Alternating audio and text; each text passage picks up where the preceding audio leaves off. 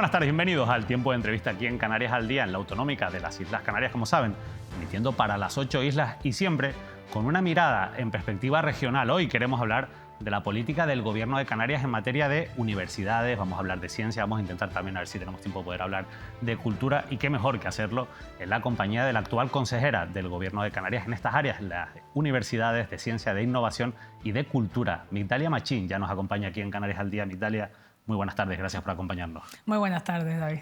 Además, en una legislatura en la que se estrena esta consejería con un área específico de universidades, eso ha supuesto también, pues ha generado ilusión también dentro de la comunidad universitaria.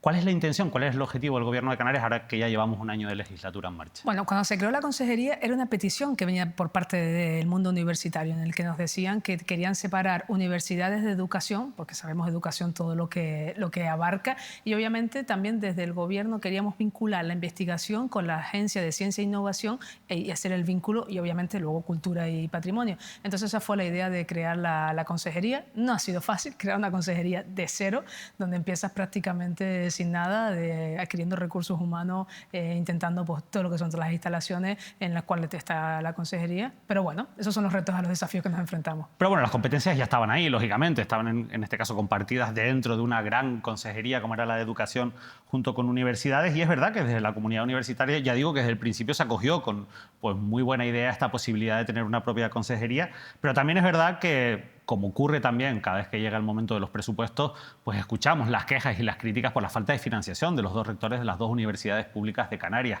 Este año, de nuevo, de cara a los presupuestos del año 2025, estamos en época de debate parlamentario, se han ya rechazado las enmiendas a la totalidad, pero hay margen ahora para las enmiendas parciales. ¿Cuál es la perspectiva desde la Consejería de Universidades de cara a ese presupuesto para las dos universidades públicas? Bueno, nosotros ya en el presupuesto del 2024 aumentamos 7 millones de euros. Pasamos de 271 millones de euros anuales a 278. Este año volvemos a aumentar en 284 millones de euros anuales, más contratos predoctorales, 8 millones de euros, más contratos postdoctorales, 853.000. Entiendo que lo que hemos hablado con los rectores, con los cuales tengo excelente relación, y cuando me preguntan así, es que están criticando al gobierno. Bueno, su papel es reivindicar si ellos no están conformes. O sea, me preocuparía que no lo hiciera. En este caso, nosotros estamos en periodo de enmiendas, en el que todavía se puede mejorar el presupuesto. Cierto es que la subida que hemos tenido, pasar de 278 millones a 284 millones, entra también el acuerdo que hemos cerrado con el Estado, que son los 3 millones que tenemos que aportar de fondos nuestros para la incorporación del programa Talento para dar estabilización al profesorado. Sin embargo, ellos aseguran que, claro, el problema no está tanto en que, evidentemente, reconocen que ha habido un incremento de la financiación pública, pero consideran que los gastos estructurales que tienen, esos gastos al final, gastos corrientes que tienen de servicios básicos, se han incrementado mucho más que ese incremento de la financiación pública y, por tanto, tienen un déficit estructural. Y eso les lleva a decir que, por ejemplo, tienen que aplicar recortes, según la opinión del propio Francisco García, el rector de la Universidad de La Laguna, recortes salvajes ante esa situación. ¿A ustedes no les preocupan que las dos universidades públicas tengan problemas para afrontar gastos del día a día? Claro que me preocupa y obviamente lo conozco porque bueno, a mí me comentan, bueno, hay un aumento de pues, lo que tiene que ver la luz, el agua, todo lo que tiene que ver con el día a día, lo que puede ser contratos de limpieza, todo eso lo han puesto sobre la mesa. Obviamente yo trato de mejorar y sigo luchando. Les he dicho, estamos en periodo de enmienda, a ver si podemos incluir una partida en la que se pueda seguir mejorando las universidades. Yo no soy conformista. Me dicen, ¿estás conforme? A ver, esta es la realidad que tengo, no es la deseable. Me encantaría que los rectores me dijeran todo perfecto y hablaríamos de otros proyectos y otras cosas que tiene que afrontar la universidad pública, la cual defendemos y la cual financiamos. O sea, entonces, obviamente, pues entiendo la situación que tienen, la ha transmitido también al presidente, lo he hablado también en el Consejo de Gobierno y estamos en esta línea de que ahora en el periodo de enmienda a ver si podemos mejorar el presupuesto. ¿Usted ha hablado ya con la consejera de Hacienda, con su compañera en ese sentido? Justo ya hablábamos también de esa situación con Matilde Asián, con la cual tengo también una excelente relación y hablamos. Reconozco la dificultad que tiene Hacienda para poder contentar a todas las consejerías, porque para todo siempre es poco, para todo lo que hay que asumir, en este caso en el archipiélago. Así que bueno, esperemos a ver si podemos buscar una solución e intentar mejorando. Independientemente de eso, yo le he comunicado y le he transmitido a los rectores tranquilidad. El gobierno es una herramienta para facilitar que la universidad siga caminando. No los vamos a dejar en las tacadas, si vienen situaciones, siempre hemos afrontado las situaciones que han tenido más complicadas, pues este año no va a ser menos.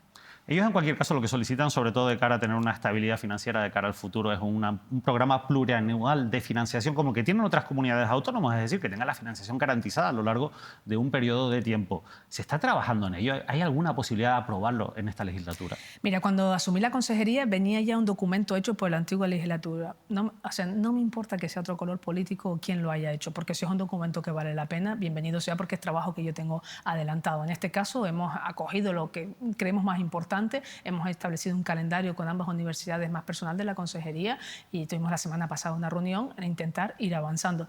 Muchas veces me preguntan, ¿cuánto tiempo va a ser el contrato del programa? Digo, no lo sé, yo no hablo de temporalidad, porque una cosa que tiene que hacerse para que dé estabilidad a la universidad, tenemos que hacerse con sosiego y tranquilidad para que sea duradero en el tiempo. ¿Pero ustedes creen que lo van a poder sacar en esta legislatura? Esa es nuestra intención, sacarlo. Sí. Lo van a intentar. No, es que es un objetivo que tenemos.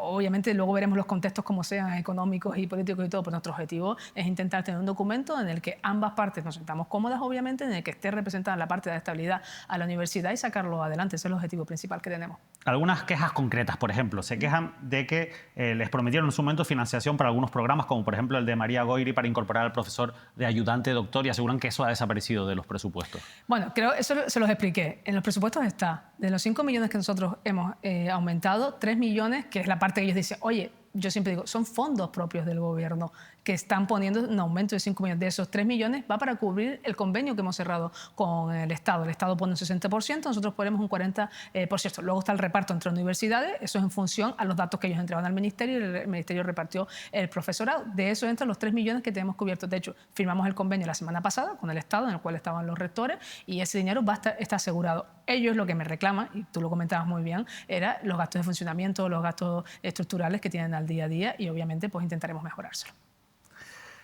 La verdad es que bueno, la veo con buenas intenciones y con las ideas claras. Pero a mí me sorprende, y se lo voy a decir porque al final, yo que hablo bastante con los rectores, ellos consideran que ellos se notan agraviados, ¿no?, con la política del Gobierno de Canarias, pero yo a usted la veo tranquila en ese sentido. Mira, la veo tranquila. A ver, yo siempre les he dicho, el gobierno es una herramienta y yo estoy para tender puentes. Una consejera no viene a un enfrentamiento con los rectores. Para mí, yo siempre he dicho, cuando si ustedes están tranquilos, yo estoy tranquilo. O sea, y en ese sentido yo siempre les hablo con la verdad. O sea, es que hay que hacerlo. Cuando puedo hacerlo, puedo, y cuando no, les digo, no se puede hacer, vamos a intentar buscar una solución.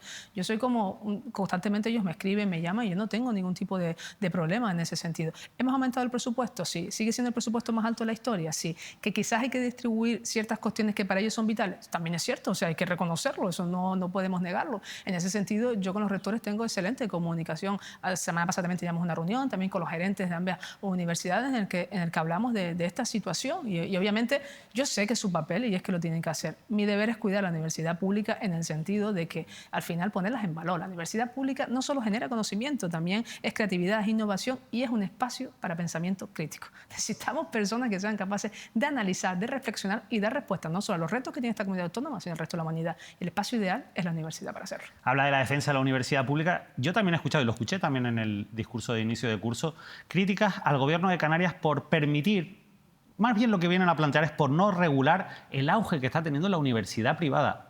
¿A usted le preocupa el hecho de que haya un auge de la universidad privada y que eso pueda entorpecer el desarrollo de la universidad pública? Sí, me lo han transmitido y ha sido debate parlamentario, me lo han preguntado, pero yo siempre digo, oye, yo solo me encargo de cumplir el marco legal. Yo no puedo decir a una universidad que cumple, sea privada, tú sí puedes y yo no y esta no ha podido, porque yo ya me encontré con muchísimas universidades instaladas en el sistema universitario de Canarias. Obviamente yo defiendo la pública, pero si hay una cuestión que se quiere instaurar a una universidad privada, yo no tengo un criterio para decirle no te puedes instalar.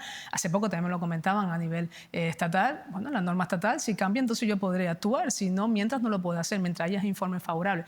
Obviamente, pues yo puedo tener una opinión personal, pero aquí lo que prima es que se cumpla el marco legal y han cumplido en este caso.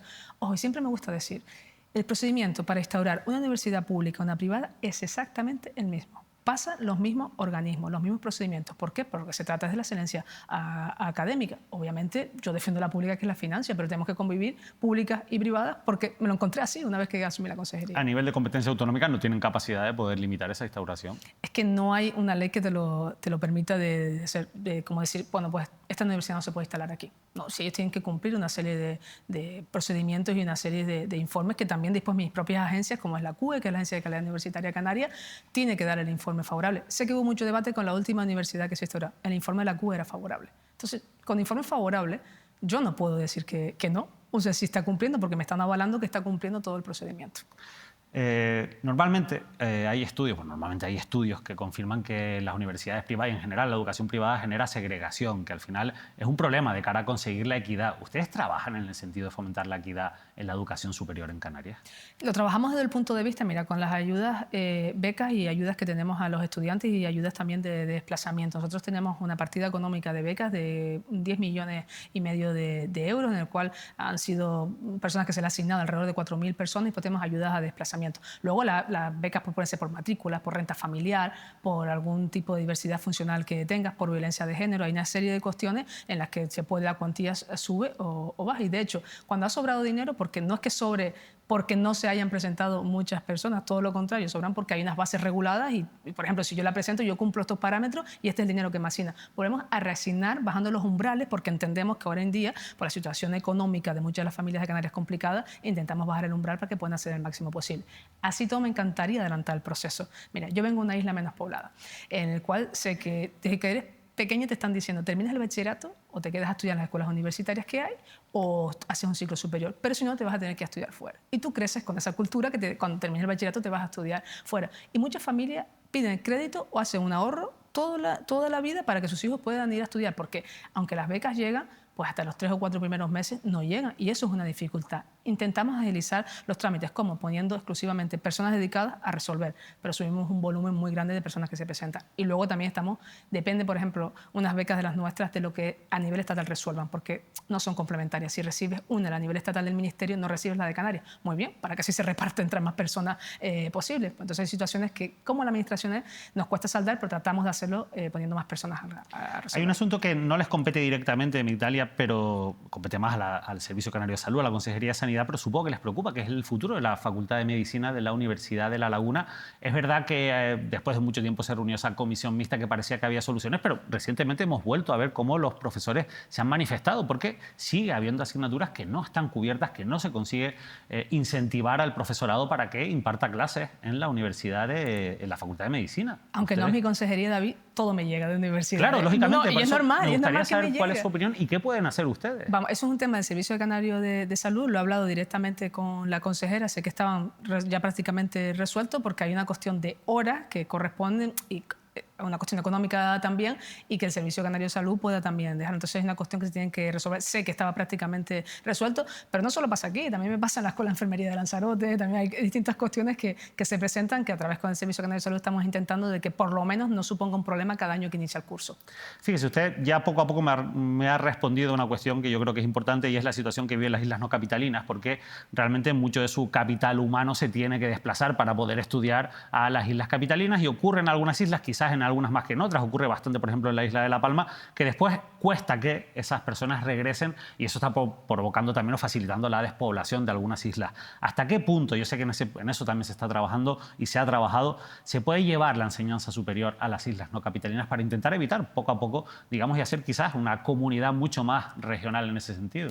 Primero hay que tener en cuenta que tenemos un archipiélago con distintas realidades poblacionales y eso a la hora de aplicar la política no es sencillo. Tenemos 2 islas superpobladas, como puede ser Gran Canaria o Tenerife, medianamente pobladas, Lanzarote, Fuerteventura y La Palma, y 2 islas con menos población y con dificultades como es La Gomera y el Hierro y con dificultades, como tú comentabas, de despoblación. Eso significa que tenemos que intentar un archipiélago disgregado cómo aplicamos la política y cómo las implementamos.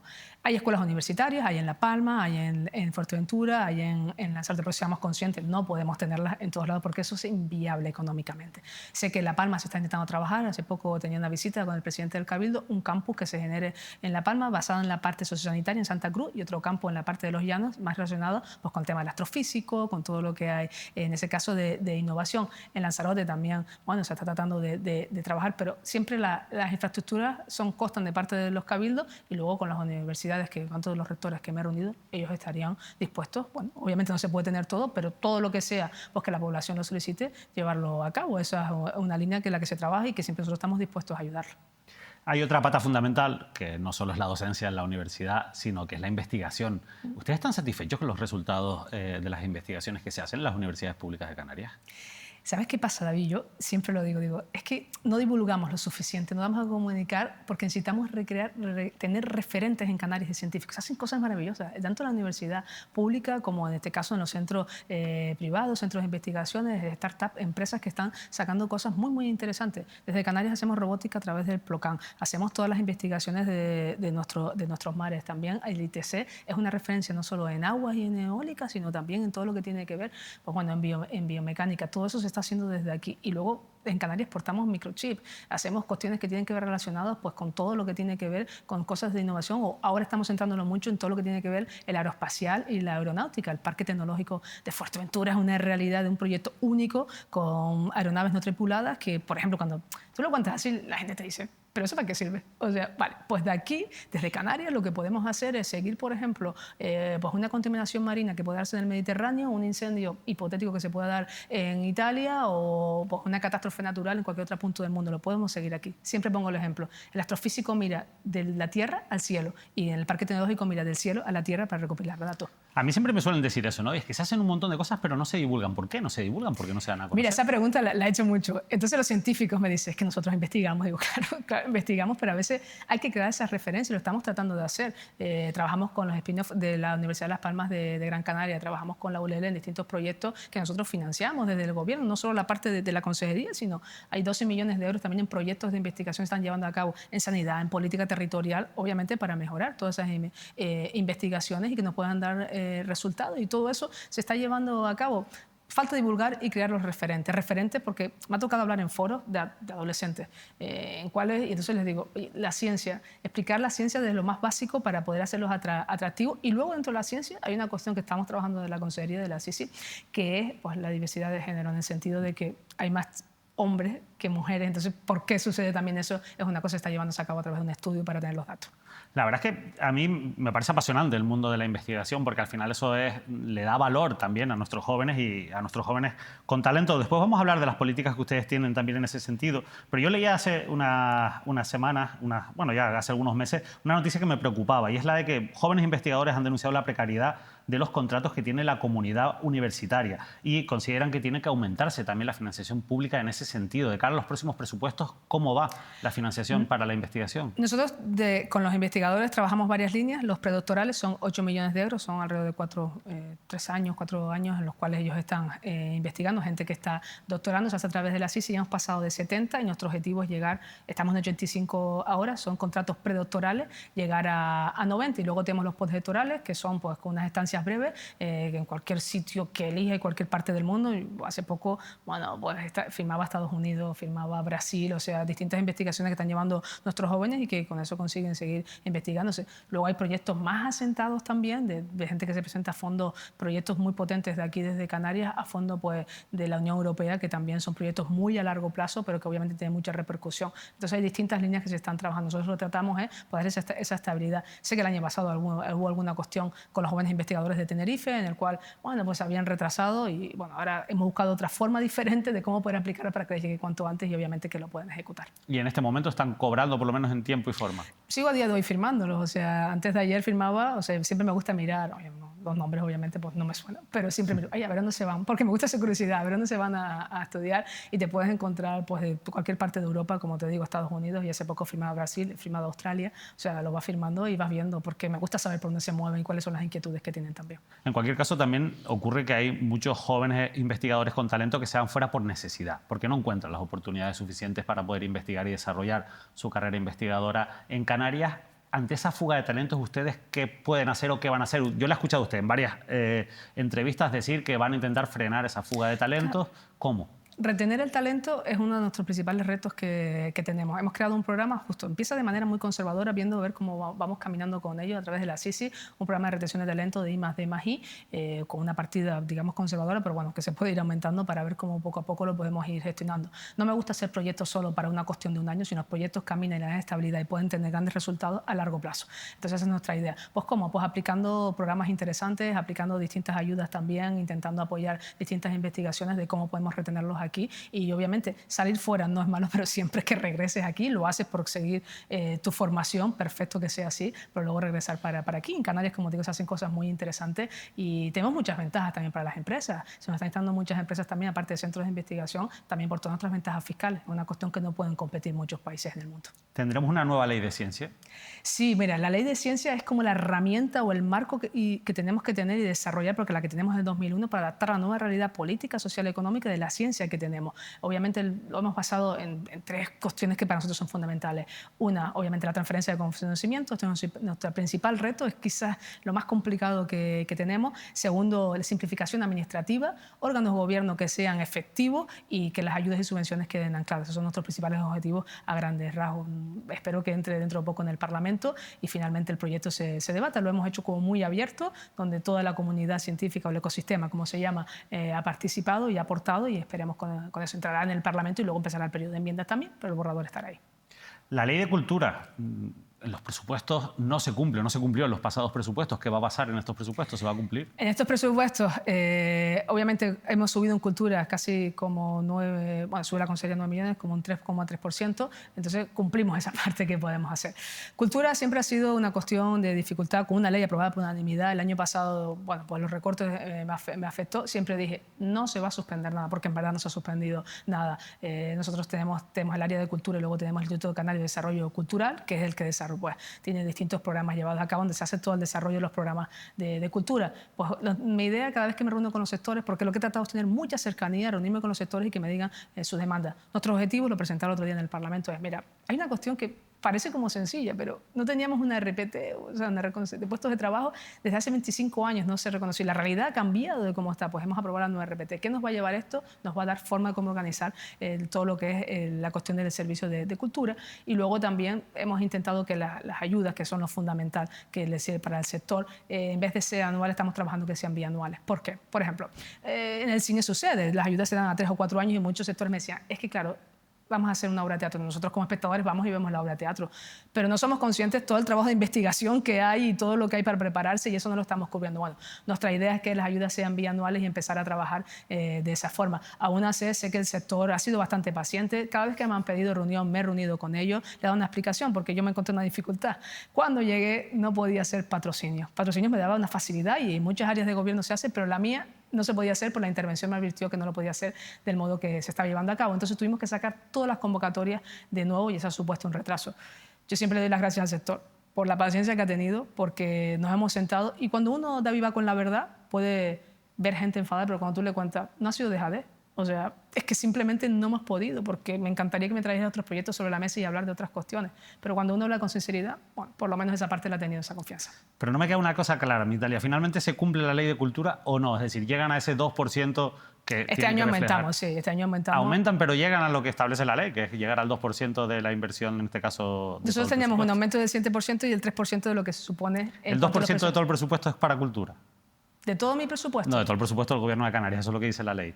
Eso es lo que dice la ley, el mío aumenta un 3,3%. No llega al 2% la totalidad del presupuesto. Aumenta el 3%, nosotros aumentamos 3,3% el presupuesto general. Bueno, la comunidad autónoma se supone que ese es el cálculo que se ha hecho. No, se lo decía porque al final algo que sorprende mucho es que se aprueben leyes que después no se cumplan. Lo digo porque usted está ahora mismo tramitando y quiere aprobar una ley de ciencia. Seguramente en esa ley de ciencia se van a marcar una serie de objetivos y de cuestiones en las que se va a trabajar. Pero es que Canarias fue la primera ley, la primera comunidad que blindó por ley su presupuesto de cultura. Y a mí eso como intención parece maravilloso y además aprobada en el Parlamento de Canarias. Y por unanimidad, ¿no? Que no es fácil sacar una ley. Y entonces, claro, eso, usted cuando llega a la consejería dice, oye, qué bueno, ¿no? Pero después se encuentra con que no pueden llegar a esas cifras de inversión. Porque a veces, y yo he estado en el Parlamento y también en el legislado, se proyecta una ley, pero los contextos van cambiando. Y eso es súper difícil de explicar, porque para mí también lo es. Y te lo digo sinceramente, digo, pero es que estamos incumpliendo, no podemos aprobar las cosas y no hacerlo. A veces somos demasiado ambiciosos cuando ponemos los reflejos en una ley, sin tener en cuenta que los contextos económicos pueden cambiar. Nosotros también nos genera mucha incertidumbre unos presupuestos prorrogados a nivel estatal, porque eso también no te da una seguridad en los propios números. Pero eso no puede ser una excusa para nosotros no intentar llegar, son que hay muchísimas variables. Pero a veces sucede eso, David, que aprobamos las cosas y en el momento todos son bien perfectos, este es el objetivo que teníamos, pero luego los contextos económicos y políticos van cambiando. Migdalia, usted es de una isla como Lanzarote donde pues la realidad de la política migratoria lógicamente golpea más de lleno que en otros lugares, aunque lógicamente en Canarias estamos en una situación crítica ante la falta de recursos, la falta de medios para atender con dignidad a las personas migrantes, sobre todo a los menores migrantes no acompañados. Lo último que hemos visto es cómo se están habilitando carpas para atender, por ejemplo, en el Puerto Naos, en Arrecife, a las personas migrantes que llegan. ¿A usted le parece que es una política digna de atención y de política migratoria esta instalación de carpas? Mira, siempre que hablo del tema de la migración, me gusta empezar diciendo que la gente que arriesga su vida en una de las rutas migratorias más mortíferas del mundo, porque tienes una alta probabilidad de fallecer, es porque huye de un conflicto bélico, de una hambruna o de una situación límite, porque nadie deja su casa, su familia, sus amigos, su país, a arriesgarse a ver lo que sucede. Canarias solo es un puente para llegar al territorio continental, pero la gestión, una vez que llegan aquí, sí es de nosotros. Y nos hemos visto solos, abandonados en una situación que el Estado no termina de comprender. Ahí se tiran entre unos y otros. Bueno, es que tenemos que cambiar la ley de extranjería, que eso nos daría facilidad a nosotros. Nuestros centros están saturados. Tenemos casi 80 centros y no tenemos dónde poner a las personas que llegan. Ojo, no nos olvidemos que todas esas personas que llegan con una historia de vida. O sea, a veces hablamos de números, nos pasa en la prensa, nos pasa también en la política, porque nos gusta simplificar de esa manera, pero yo siempre analizo y digo, es que vienen con una historia de vida, a veces con unos dramas tremendos, gente, amigos que han perdido, o niños que han perdido a sus padres en medio de la travesía, trato de mafia, trata de personas. O sea, una situación de atrás una realidad muy trágica. Y a veces siento que no estamos a la altura de lo que nos tienen que aportar, que es el gobierno del Estado, que está cansado de mirar para otro lado, y también la Unión Europea. En su momento, bueno, porque ya vinieron y dijeron, piden los recursos, pero el Estado no pide los recursos. Entonces, y al final, ¿quién tiene toda la problemática? Canarias. Es una situación que lamentablemente es un problema estructural. No se va a solucionar tan fácilmente sin la ayuda de la Unión Europea a través de la cooperación y a través de toda la vía diplomática, es que es la única manera de poder hacerlo. En el caso de los menores migrantes no acompañados, que la tutela la tiene Canarias, es cierto que esa reforma de la ley de extranjería permitiría una derivación de esos menores a otras comunidades autónomas y descargar a Canarias una carga en torno a 6.000 menores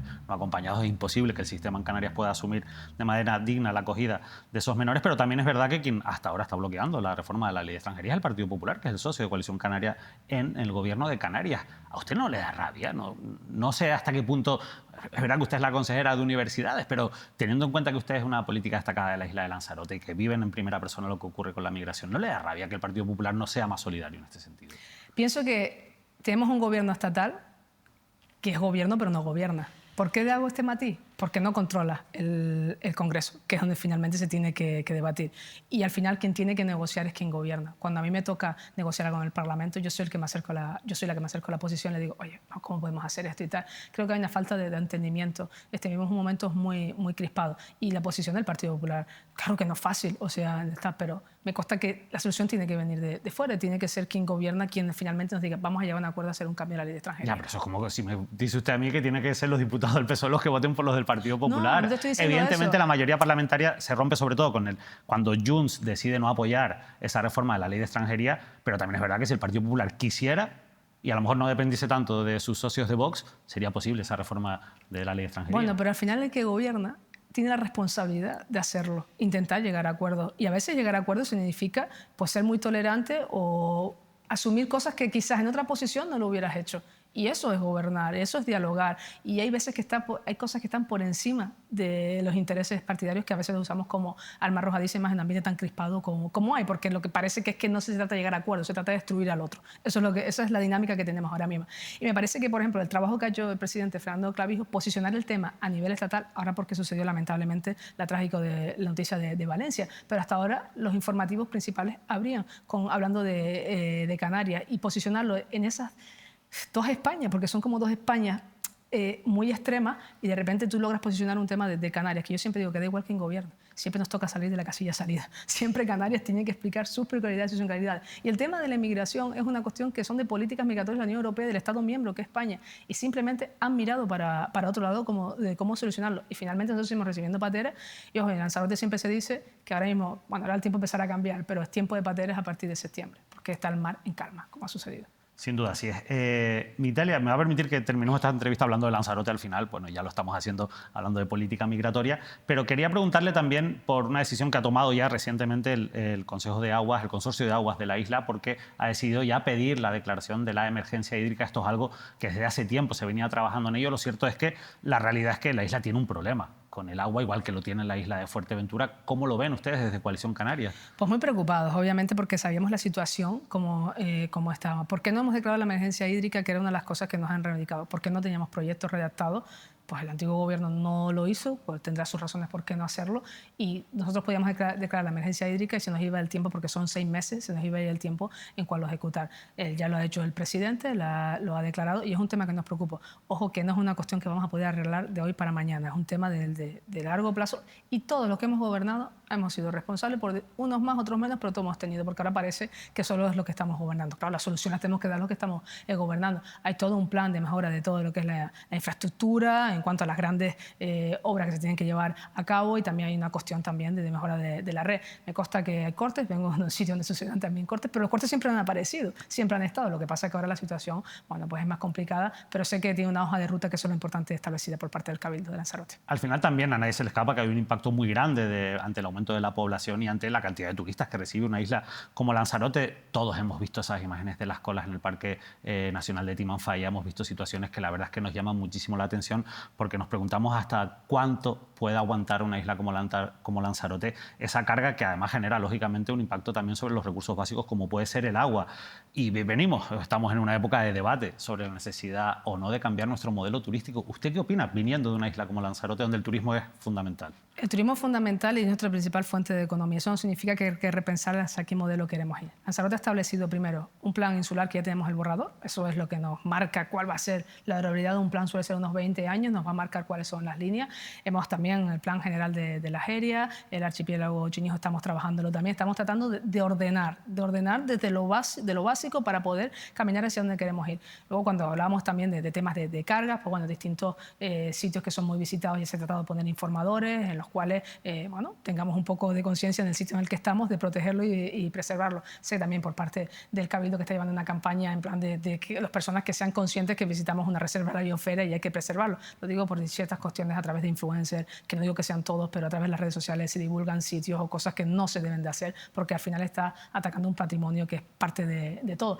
La línea, para mí, lo básico parte de un plan insular, y eso lo estamos haciendo, porque eso es lo que va a ayudar a ordenar. Entonces estamos ya con el borrador y poco a poco pues ir avanzando. Hemos desclasificado también camas, casi 1000 y pico camas que habían, que los propietarios en este caso podían haber ejecutado y no lo han hecho por el tiempo que ha pasado y se ha podido modificar. Estamos haciendo una revisión de todo lo que tiene que ser la vivienda vacacional, porque si cumple o no con una ley. Entonces todo eso lo estamos intentando llevar a cabo para intentar reordenar y intentar, pero sigo diciendo que lo básico es no tener nuestro ordenamiento que esté fijado. Date cuenta, David, que tenemos nuestro plan del 91. O sea, no es la realidad de Lanzarote de hoy en día. Es una realidad que al final el problema del planeamiento que se repite en prácticamente todos los lugares de Canarias, pero usted habla de reordenar. El anterior gobierno insular hablaba de decrecer y empezó a trabajar en esa línea, o por lo menos eso fue lo que se difundió en su momento. ¿No debería decrecer Lanzarote? Decrecer sí, pero aplicando programas.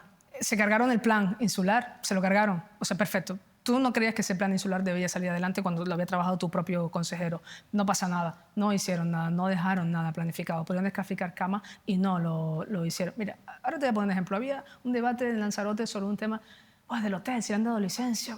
Bueno, un tema. El Cabildo no da licencias, el Cabildo solo dice simple turística, en plan si cumple con los estándares que tiene que cumplir, las camas, tal, todo. Eso no lo da el Cabildo, es una cuestión de los ayuntamientos. A veces jugamos a distorsionar, vivimos en un momento donde la incertidumbre y los bulos nos hacen muchísimo daño. O sea, si nos equivocamos hay que reconocerlo y no pasa nada, porque también te puedes equivocar, aún pensando que estás tomando la mejor decisión, al final las cosas no salen. En política no hay respuestas inmediatas, el tiempo va colocando cada las cosas en su sitio, y ejemplo te digo, mira, la Cueva de los Verdes, que fue un debate muy debatido en Lanzarote, al final nos ha dado la razón los juzgados que lo que hicimos en su momento fue pues, después de 8 años. Pero bueno, no hay respuestas inmediatas en política, el tiempo te quita la razón y en este caso nos la ha dado. Bueno, el tiempo a veces hay ámbitos en los que es muy lento, por ejemplo en el de la justicia, pero poco a poco en Lanzarote se ha ido haciendo justicia con algunos casos de corrupción que al final han dejado su huella en el propio territorio. Y se lo digo porque justo esta semana hemos charlado aquí también en esta mesa, seguro que usted la conoce, con la abogada Irma Ferrer de Lanzarote, que ha estado pues, delante de muchas de estas causas judiciales. Y a mí me gustaría preguntarle sobre todo, ahora que han pasado los años, pero que todavía vemos esas huellas de la corrupción en la isla de Lanzarote, si se ha aprendido la lección, sobre todo desde la clase política, con respecto a lo que ocurrió en esos años negros de la historia de Lanzarote. Se ha tenido que aprender porque cada vez los procedimientos son más rigurosos. Y es que tiene que haber un control de los recursos públicos. O sea, a veces cuando nos quejamos porque los procedimientos son muy extensos, pero es que tiene que haberlo, tiene que haber un control. Obviamente cuando suceden esas cosas, yo también pertenezco a la clase política, como todo, pues habrá gente que lo ejerce bien y otros no tan bien. También me pienso, o sea, reflexiono en plan, pero ¿a qué hemos venido aquí? O sea, ¿por qué creemos que tenemos que la capacidad, nos creemos impunes de poder hacer todo lo que... Porque a veces ha podido suceder ahora, sucede ahora también con el caso de las mascarillas, todo lo que está. Cada vez que sucede eso, no es de agrado. O sea, está bien que suceda en el sentido de que lo estén investigando y que si hubo malversación de fondos, pues habrá que demostrarlo y obviamente, siempre yo digo la presunción de inocencia y obviamente estamos en un contexto social que eso ya no se admite, porque la sociedad a veces también, sabían personas que tenían condena y seguíamos votando. O sea, entonces tú reflexionas también como sociedad, oye, no puede ser que una persona que tenga una condena firme, no es un rumor, no es una cosa que se cuenta. ¿Pero y por qué pasaba eso en Italia? Entiendo que a veces como sociedad nos faltaba madurar, o sea, y ver y exigir cosas que hasta ahora no podíamos exigir o no nos preocupábamos. ¿Y lo han hecho? ¿Han madurado en este caso en la isla? Yo espero que sí. Cada 4 años hay elecciones y mira, da igual lo que hagas.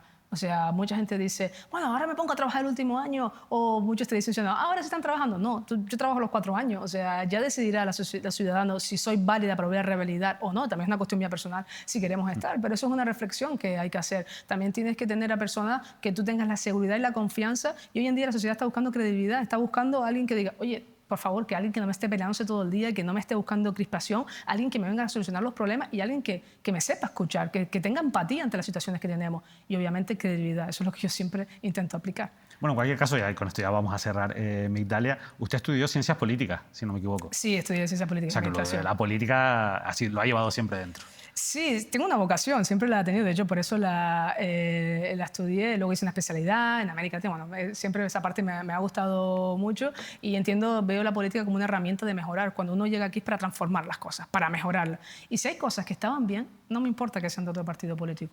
Pues ya está, pues ya lo hicieron bien, pues hay que cogerla y seguir trabajando con ellos. Lo digo constantemente en el Parlamento. Yo recojo una consejería que era del PSOE y a mi equipo le dije todos los compromisos que hay que sacarlos, porque la gente hay que sacarlos, la gente no tiene culpa de que lleguemos unos u otros, no hay que estar con esos mantras. No veo el adversario político como un enemigo, lo veo como una persona que me tengo que llegar a entender. La política es diálogo y me tengo que sentar siempre a intentar llegar a acuerdos y construir puentes para llegar a unos acuerdos entre unos y otros. Pues nosotros lo que le agradecemos es que hoy haya decidido sentarse aquí con nosotros a responder a nuestras preguntas. La verdad, se lo agradecemos mucho porque ese ejercicio de transparencia hemos hablado también de la necesidad de divulgar, en este caso, las cuestiones que se investigan, las cuestiones y la gestión pública también es necesario que se difundan entrevistas como esta. De verdad, Migdalia Machín, muchísimas gracias. Gracias a ti. Gracias. Bueno, hoy hemos hablado de universidades, de cultura, de ciencia, de innovación, de investigación, de muchas cosas que seguramente a ustedes les interesan y que además, sin duda alguna, son de interés para esta comunidad autónoma. Nos despedimos, les dejamos ya con toda la programación habitual de aquí, de Mírame Televisión. Volvemos la próxima semana con más entrevistas, con más análisis de la actualidad. Que pasen una feliz noche.